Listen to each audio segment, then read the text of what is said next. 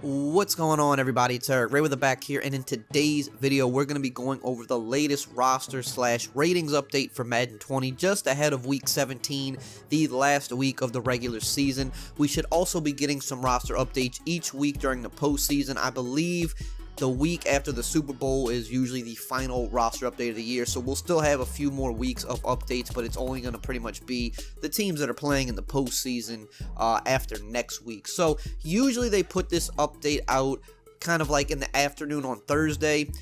I guess because it was the holidays, it came out a little bit later this week. They didn't get it out till like really late yesterday, so that's why I'm putting the video up today, because I wasn't able to record it yesterday. So this update is actually pretty significant this week, because there's a few big changes. Of course, you already know, because earlier in the week they revealed Michael Thomas is the newest member of the 99 overall club. He was a 98 last week. He had been going up pretty much a point almost every week or every other week, kind of during the last 6 to 7 weeks. He's been going up pretty consistently as he got closer to breaking the record. He broke Marvin Harrison's record in the game last week, so he's officially a 99 overall and will likely stay there for the rest of the year. But another big thing with this update is Marshawn Lynch has rejoined the Seattle Seahawks. He was added to the game, and actually very surprised that they gave him an 87 overall rating. I didn't think they would rate him that high, just because I think the last time he was in the game, I don't believe he was rated that high. I could be wrong. I'd have to go back and check. I don't believe he was rated that high. And then plus the fact that, he hasn't played for, about a year or so. So I'm actually surprised they gave him that high of a rating, especially with the way they stretched the ratings out this year.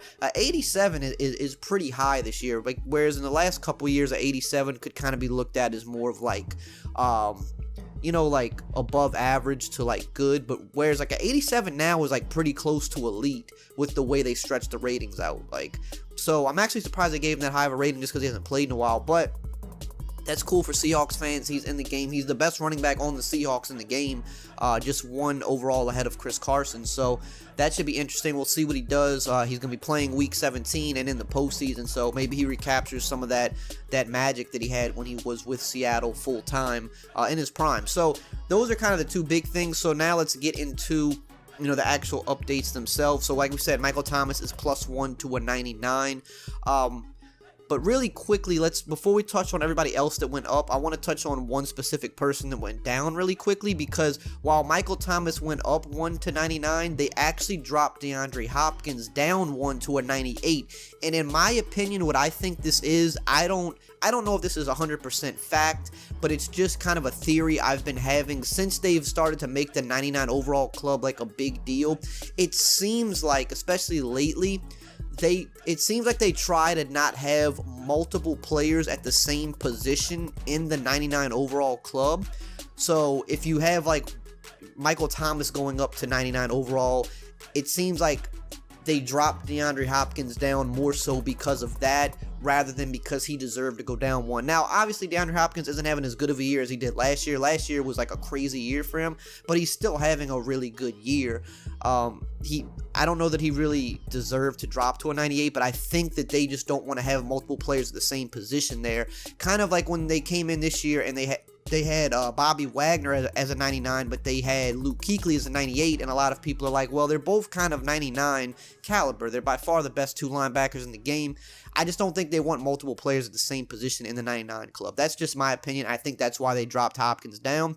So just wanted to kind of put that out there. So now let's get into the rest of the people that went up and went down. Lamar Jackson goes up yet again, probably going to win the MVP unless something crazy happens. He's +1 to a 93. It seems like he's going up at least one overall over the past at least 6 weeks. He's going up, seems like every week, and deservingly so. He's got the Ravens' best record in football.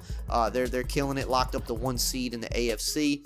Keenan Allen goes up +1 to a 92 overall. He's been up and down a lot this year. I don't think he's going up in the past few weeks, so he finally gets a bump. Chandler Jones finally starting to get some love. I know I see a lot of people talk about him in the comment section, and I agree, this guy doesn't get enough love. I think he might honestly be the most underrated player in all of the league. If you look at his sack numbers and just what he does over the last like 4, 5, 6 years, I mean, he's one of the most consistent pass rushers. He's been, like, if you just go by the numbers, like, without a doubt, a top 5 pass rusher for the past 5 seasons, and he's never really rated with those guys. Like, I'm pretty sure in the last 2 to 3 years, he has more sacks than Khalil Mack and Von Miller, which is saying something. Those guys are animals. But Chandler Jones finally starting to get a little bit of love. He goes up +2 to an 89 overall. He just recently got an X Factor with the last update, so he's starting to get some love here. Ronnie Staley goes up +1 to an 89, becoming one of the better left tackles in the league here. He's starting to get some love. Zadarius Smith had a big game last week. He goes up +2 as well to an 88 overall, becoming one of the better pass rushers in the league himself. Jared Cook goes up +1 to an 87. He, as a Saints fan, he's really been coming on these last 6 weeks. He had a slow start to the year. Didn't really look like the guy that we signed him to be, but man, he has been really turning into a huge weapon for the Saints over the past few weeks, so he continues to go up. Phillip Lindsay kind of bounced back this week, had a really big game. He goes up +1 to an 85. Mark Andrews is +1 to an 84 overall. Would like to see this guy start moving up a little bit more. Definitely becoming one of the best tight ends in football. I think he's definitely got to be in that top 5 conversation now at the position. Obviously, guys like Kittle, Kelsey, Ertz are still really big, and probably most would say are the top 3. But Mark Andrews is really getting into that conversation. Just a boatload of touchdowns this year. Been very consistent for the Ravens, and is one of the reasons why Lamar Jackson is doing good and that offense is doing good. A lot of people look at Lamar Jackson in the run game, but Mark Andrews has been a really, really big part of that. Now, continuing on, Arik Armstead of the Niners. A lot of people have been talking about him lately, wanting to see him go up. He's finally started to go up a little bit these past few weeks. He goes up +1 again, now at an 84 overall. Budda Baker of the Cardinals. He goes up +1 to an 83 overall. He's been a really, really bright spot for that defense. Robert Quinn kind of having that resurgence this year. He goes up +1 now at 83 overall.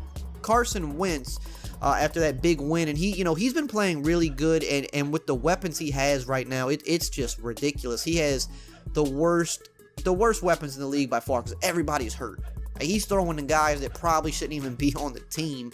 He goes up +1 this week to an 83 overall. I think you'll see his overall go up more over the next few weeks, especially if the Eagles make the playoffs and he continues this, because he's really been having a good year, despite what some of the numbers might look like. But what he's got to work with has been really, really, it's probably the worst in the league in terms of like his supporting cast, just because of the amount of injuries that have been happening. Tyler Higbee's been having a great year here. He's +1 to an 82 overall, moving up the ranks. Ed Oliver, the rookie, goes up +1 to an 81 overall. And Kenyon Drake of the Cardinals seemed like a guy that just was left for dead with the Dolphins. Couldn't really find like consistency there. Since going to the Cardinals, he's been tearing it up, and they've actually started to hear like rumors that David Johnson, they might be looking to move him in the offseason, because he's kind of never really bounced back after that big year where he got hurt, and Kenyon Drake's been tearing it up. So Kenyon Drake is +1 this week. He's now at 80 overall, officially kind of gets into that next tier of players. So now let's talk about the players that are going down. So we already talked about Hopkins. He went down 1 to a 98. Drew Brees goes down 3 to a 96. The reason for this is because last update, he went up 6 overall points to a 99, which is something they do usually when someone breaks a big record. They'll like kind of give them like a week as like kind of like a celebration thing. They'll make him a 99 overall. So that's why he's coming back down. But what you really got to look at is the week before he broke the record, he was a 93. So he went from a 93 to a 99, and now he's going down 3 to a 96. So really, he really went up 3 is what you have to look at it, because they only, like I said, made him a 99 just to kind of commemorate like breaking such a big record. Now they're putting him back down where they like actually think he's rated, which is a 96, which is still a +3 bump to the week before he broke the record. So that's still really good for Brees. He's officially the 3rd highest QB in the game. He's just behind Russell Wilson and Patrick Mahomes right now.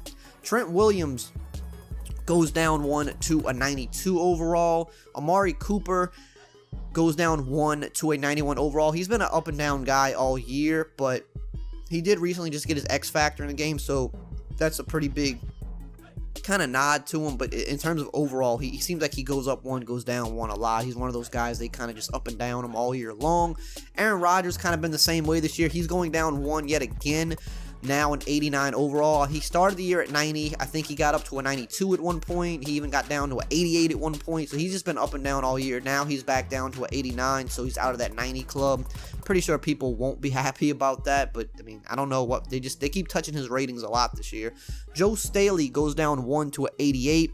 Telvin Smith down 1 to an 87. Delaney Walker down 1 to an 86. Melvin Gordon continues to go down. He's down 1 to an 84. He came in this year as the 3rd highest running back in the game, and he's just been going down all year long. Phillip Rivers, another guy, came in as a top 5 QB, I believe, rated this year.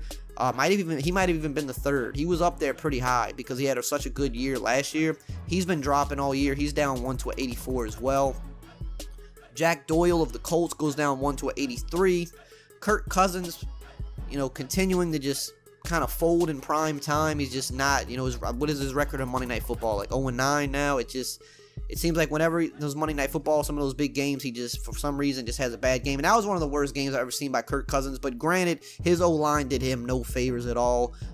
He still made some really bad throws even when he shouldn't have, but his O-line definitely didn't help him any.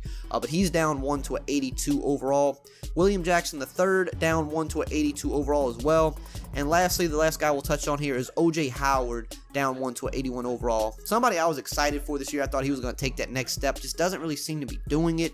Not sure if it's a Jameis Winston thing, if it's just the way the offense is running. Because, guys like Mike Evans, Chris Godwin, even Rashad Perryman, these guys are eating. But it seems like O.J. Howard is just kind of the odd man out, just not really getting the production there. So that's the roster update for this week. Let me know what you think below. And as always, I will see you guys next time.